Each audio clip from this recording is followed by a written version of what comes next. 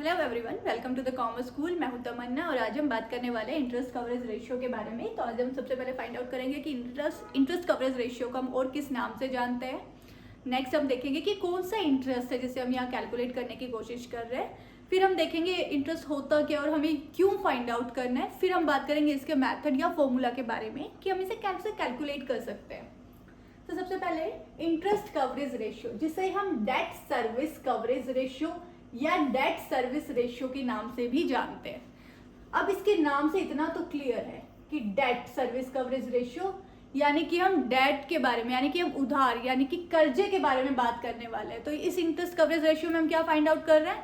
Date यानी कि आपने कहीं से पैसा उधार लिया है और उस पैसे पर अब आपको इंटरेस्ट या ब्याज देना है, तो हम उसी को कैलकुलेट करेंगे। यहाँ पे इतना क्लियर हो गया कि आपकी लायबिलिटी से रिलेटेड है, ये आपकी उधारी से रिलेटेड है, ये इंटरेस्ट क्लियर है। ये आपके लिए इनकम नहीं है, आपका खर्चा है। यहाँ पे आपके खर्चे को लेकर बात हो रही है, आपकी इनकम नहीं है ये वाला interest.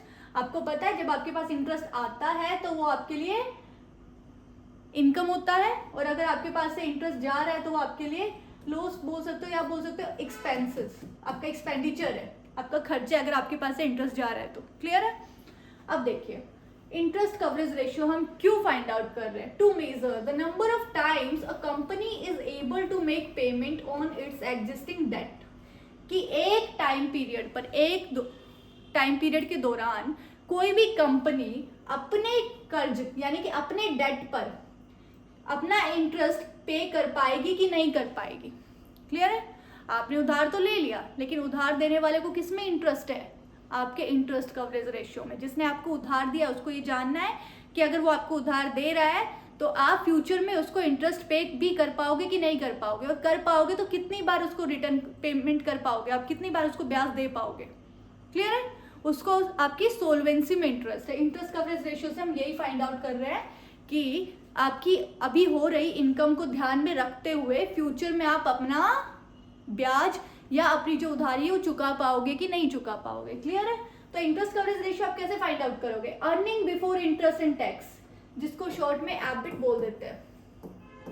Earning before interest and tax, लेकिन ड्यूरिंग द पीरियड जो हम कैलकुलेट कर रहे हैं, जिस साल के लिए हम इंटरेस्ट कैलकुलेट करना चाह रहे हैं उसी साल की इनकम, लेकिन उस इनकम में से इंटरेस्ट और टैक्स माइनस मत करना। इंटरेस्ट और टैक्स घटाने से पहले जो टोटल आया होगा उस टोटल इनकम को डिवाइड कर दो किससे?